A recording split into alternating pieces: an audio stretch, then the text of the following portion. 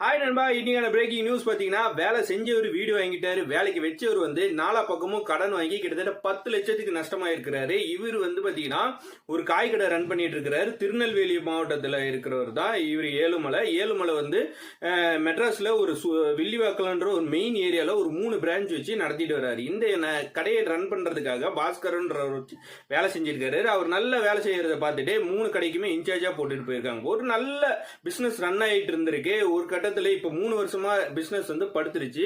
நிறைய இடத்துல கடன் வாங்க ஆரம்பிச்சிருக்கிறாரு. எப்படி எங்க இந்த பிரச்சனை ஏற்பட்டிருக்குன்னு சிசிடிவி கேமரா எல்லாத்தையுமே பார்க்க ஆரம்பிச்சிருக்கிறாரு. பக்கத்துல இருக்கிற ஃப்ரெண்ட்ஸ் ரிலேட்டிவ்ஸ் எல்லாம் அதாவது அவங்க வீட்டுல இருக்கிறவங்க எல்லாம் கேட்டிருக்காங்க.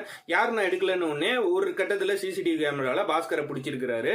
பாஸ்கர் அள்ளி போட்டதை பார்த்துட்டு அவரை கேட்டிருக்காங்க. அவரு ஒரு கட்டத்துல தலைவர் ஆயிருக்காங்க. சோ இவரை பிடிக்கணும் அப்படின்னு சொல்லிட்டு போலீஸ்ல கம்ப்ளைண்ட் பண்ணிருக்காங்க. சோ இவரை பத்தி நீங்க என்ன நினைக்கிறீங்க கமெண்ட்ல சொல்லுங்க. தேங்க்ஸ்.